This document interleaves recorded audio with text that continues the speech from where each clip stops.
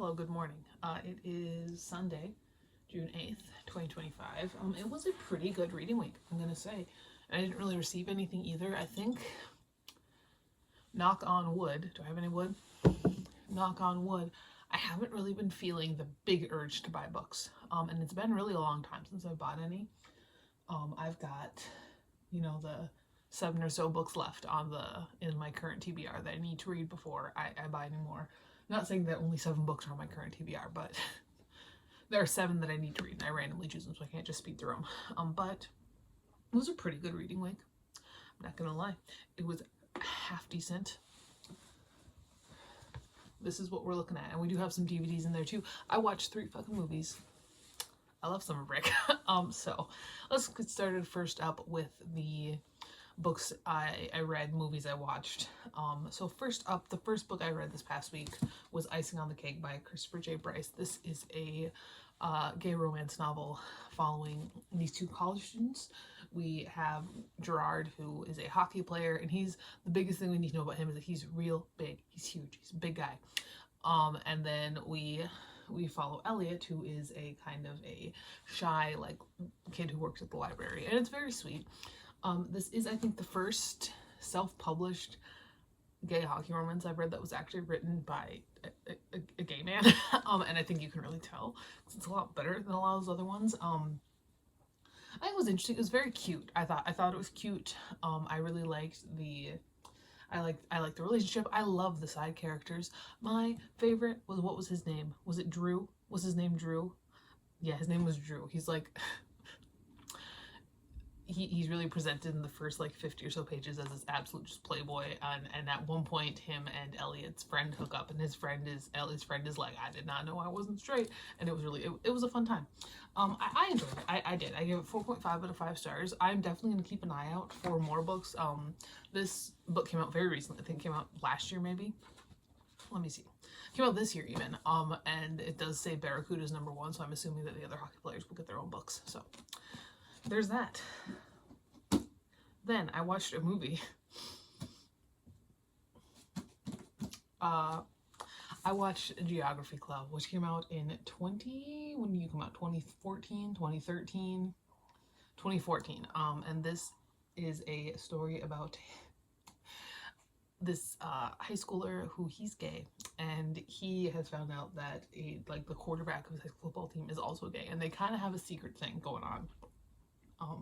But it's also 2014, and this movie is so 2010s. I graduated high school in 2015, and this just, there's a lot going on here. I do think that this would be maybe a little bit shocking in a bad way if you did not go to high school in the 2010s. Kind of in the same way I think that a lot of early 2000s movies feel a little bit gross sometimes to people who were not of age in the early 2000s. But it did, it really captured the time, really captured the vibe, honestly. Look at those outfits. Yes, Nikki Blonsky's in this movie. It was cuter than I wanted it to be. All right. Then I read If We Were Villains by ML Rio, and this is one of those books that I knew I was gonna like, so I've kind of been putting it off. It is a dark academia. It is clearly very, very inspired by The Secret History. There's no questioning, this is Rio read The Secret History and was like, yeah, I want to do that. But basically this follows this young man, Oliver, and he is just getting out of prison, because when he was a senior in college, one of the members of their little Shakespeare troupe died. And he is the one who went to jail for it. But did he actually kill him? What was going on? What was going on with this whole group situation? Again, Rio was definitely very inspired by The Secret History. It was very, if you have read The Secret History even once, I think I've read it twice. Maybe 3 times, I don't remember. It's very, very, very, very clear. That doesn't make it a bad book. I think that it's definitely fun. It's a lot easier to read than The Secret History is. The chapters are not 50 pages long, which helps. But I would suggest reading this before you read The Secret History if you're trying to get into dark academia. There is a lot of Shakespeare stuff. They're always talking in Shakespeare quotes. However, However, Oliver and James, the way that this book ended really brought it around for me. I was gonna give it like 4.5. Like I wasn't gonna give it a bad rating, but the end of the book did bump it up to a 5 for me. Like Oliver and James and their whole situation. James in general. James, I feel, was a really interesting character because he was one that, like, he always played the hero because all of them had really been typecast at this point. Like, Oliver was kind of like the backup, and Alexander was the villain, and Richard was any kind of king character, and James was the hero. But James also, like, when you look at him, he could play the hero, but he was really kind of weak and unsure of himself in a lot of ways in real life, which was really interesting. I gave it 5 out of 5 stars, like I said. Yes, it's a very good novel, very clearly inspired by The Secret History. All right, then I read my own book. I read Kaz at the Approach by Aurora Dimitri. This is not my most recent release, but it's my favorite of this year's releases so far. This follows Kaz, it doesn't really follow Kaz, follows Aiden Caldwell, who is a senior in high school, and he is really kind of just waiting until he can graduate because he just hates high school so much. And the only time that he really ever spends with anybody in real life is every Sunday when he's driving back from his dad's house. He picks up Kaz O'Neill, and Kaz is a kid that he's not exactly friends with, because Kaz's friends have not been very nice to Aiden, who has been openly gay since elementary school. But he does pick him up because his dad lives like 30 miles from town, and he's not that big of a dick. And then it kind of spirals into the whole cult thing. I loved writing this book. I had a lot of fun with it. If Guillaume was my Lord of the Flies, this is my Catcher in the Rye. So I gave it 5 out of 5 stars because I wrote it. All right, then I watched another movie. This is probably my favorite movie of the week. I watched Luckiest Girl Alive. So Luckiest Girl Alive is like my favorite trash thriller. I think everybody's got one. Luckiest Girl Alive follows Ani Finelli, who has built this perfect life for herself. She's gonna get married to this really rich, hot guy who is Finn Wittrock in the movie, which was like, because I can only think of him in like American Horror Story terms. And she's like really skinny. She's perfect. She's got a great job. She's a writer. But when she was in high school, a couple of her friends did shoot up the school. And she was raped at a party. And so it's really, at the start of this movie, Ani is approached by a man who's going to be making a documentary about the entire situation. And it's kind of her coming to terms with her past and figuring out, like, is this really what she wants for herself, or does she just want the image that comes with it? Does she just want to feel safe? My main and only real complaint about this movie is that I love Mila Kunis. I really do. She was too old to play Ani Finelli. Ani is like 30. That's not a 30-year-old. That's not a 30-year-old woman. Like, and I don't think it would have been quite so obvious if she hadn't been put next to Finn Wittrock, who's very clearly like 30. And it, I don't know, like, as somebody who is almost 30, I'm gonna be 28 in a month.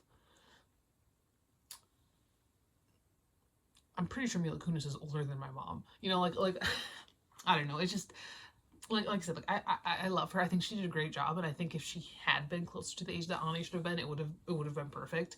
But she was too old. She was too old. I did really enjoy the movie. I really did.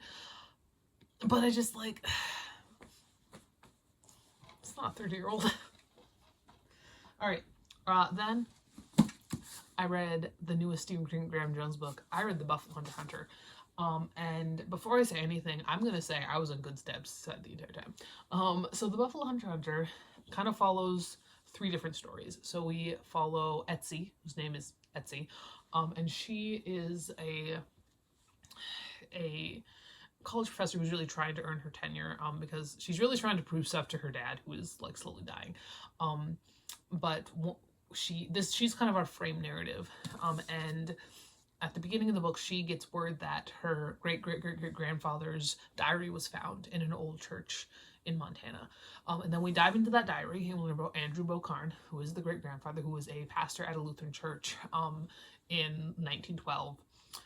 when a lot of weird stuff started happening. Like all these people started appearing, but they've been like skinned, and they call them humps because they are being treated like the carcasses of buffaloes were, when people were killing white people were killing them for their hides.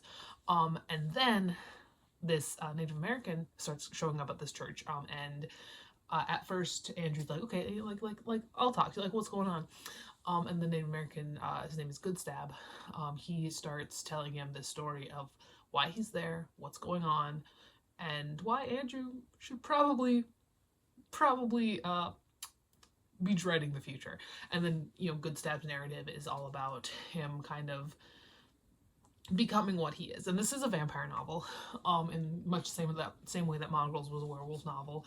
I don't think the word vampire is ever said, but he drinks blood. He's pretty much a vampire, and it is so sad. It is so like there were so many times where I could be like, yeah, I believe, yeah, Goodstab's right. like I just, I do feel that growing up in North Dakota, we do tend to get a little bit more information and schooling on Native American. Like it is required to be able to teach North Dakota. You have to have like a Native American class, and our 4th graders and our 8th graders have, you know, take Native American history, and I mean in college, you know, has taken it, and it's just, it's terrible. Like, and this, I mean, Stephen Graham Jones doesn't pull punches, and it's just like, fuck, man, Goodstab was right. I gave it 5 out of 5 stars. I'm pretty sure I had to have. This is very much more along the same lines as The Only Good Indians, as opposed to stuff like the Indian Lake trilogy. Those do have, you know, those elements to them, but they're a lot more Jones playing with his love for horror. This is Jones talking about his heritage, and it's heartbreaking, and fucking that Goodstab was right.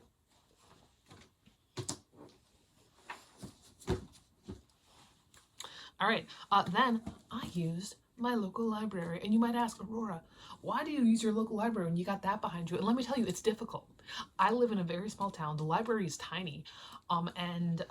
So finding a book that I either hadn't read, wanted to read, and didn't have in the book wall was a Herculean task. I was in there for a while, but I did eventually find For Your Own Good by Samantha Downing. And For Your Own Good is a thriller. Samantha Downing wrote The Perfect Couple. I haven't read anything else by her, but For Your Own Good is about this school, is like prep school, and everybody is and there's a teacher there who really kind of despises everybody who works and goes there. They're rich kids, they're kind of entitled, and the whole thing kind of spirals out of control when he gives this entitled little rich boy a B+ on an essay. And granted, this kid earned an A, but the teacher's like, I don't like him, B+. And then he goes to this other teacher, and then there's a whole situation, and then Teddy just starts killing people. Teddy is the teacher. It was fine. It was ridiculous. It was very fast. I mean, it is very much like, this is a thriller to the core. We've got tiny chapters, really fast read. Like, genuinely, I could read 100 pages of this in 25 minutes. Like, it is. I gave it like 2.5 out of 5 stars. Like, it was fine. I didn't have anything against it. I just thought it was just deeply ridiculous in a way that, I mean, it's very like stereotypical thrillery. It was fine. I'm very glad I took it out from the library though, instead of purchasing it. Not that I probably ever would have purchased it unless it was at like maybe like Goodwill. Then I watched the worst movie of the week, but I can't really be too mad at it because this was literally made by high schoolers. I bought it at Walmart. I didn't know it was made by high schoolers. This doesn't look like it. That's Horror High. I think it's also called Tardy Terror or something like that. It's when I tell you the concept, you're gonna understand. Like, this is definitely made by high schoolers. But what this is about this high school where if you are late to class, a big monster is gonna take you away. It's not a good movie, but again, it is made by high schoolers. The kid who played Owen was a pretty good actor. Everybody else was I watched it though. I sure watched it. And then the last book I read this past week was Daughter of Darkness by V.C. Andrews. This is late enough. This is one of the ones that was ghostwritten. So it's, not very good. But it is a vampire story. We got 2 vampires this week. This one's a lot worse than The Only Good Indians. I'm gonna tell you that right now. So this follows Lorelai, and Lorelai is the middle sister. She's got older sister Ava and younger sister Marla. And God, poor Marla. Jesus Christ. You got sister Ava, a sister Lorelai, and then your name is Marla. Oh my God. And Lorelai lives a very interesting life. Her father is perfect. He's perfect. She has no notes for her father. However, she's seen it a couple times where every so often, about once a month, her older sister brings home a boy and her dad eats him. And she's like, well, that's a little weird. Lorelai is also not allowed to have friends or boyfriends. She's getting to that age where those things start looking a little appealing. She's also getting to that age where she's going to start learning about her life. This book was not good. And really, unless you're reading Flowers in the Attic, these books are not. And Flowers in the Attic isn't actually even really good either. But Flowers in the Attic has something.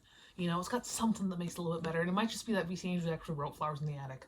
I gave this 3 out of 5 stars. It was fine. It was entertaining. It was very fast. It was not good.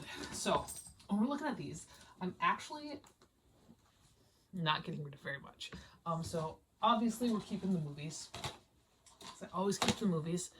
I'm gonna keep Icing on the Cake, I think. I'm gonna keep If We Were Villains. This one I really considered getting rid of, not because I didn't like, because I did very much enjoy it, but just because, like, I feel like, I don't know, I'm gonna keep it. I'm keeping this, it's my book. I'm keeping this. This is not mine, so I'm taking it back to the library. And this is the only one I'm getting rid of. I'm getting rid of Daughter of Darkness. However, I didn't receive much. I did receive a DVD, a VHS tape, and then a New Yorker. So the DVD I received, my show that I've been watching at night while I exercise has been this really bad old anime. And so I was thinking about the other bad old animes, the bad old anime that started it all. And so I did pick up the first DVD set for Bleach. This is episodes 1 through 20. Bleach was my thing. This was my first anime. Oh my God. So it's 9 through 12, come on. So I do have this now. Like I said, I got the New Yorker for June 2nd. And then I did also pick up a VHS of The Choir Boys, which I read last week, or the week before, I don't remember. But I did want to pick up the movie, so I did pick it up on VHS. So that's that. That's it. I felt pretty successful this week. And I do hope, college starts this week, so I'm like, that'll cut into it a bit. But I do think that I've really gotten into my groove for summer. For some of my summer reading and stuff like that. And I think it's going to be a pretty good time. That's everything. I'll talk to you later. And goodbye.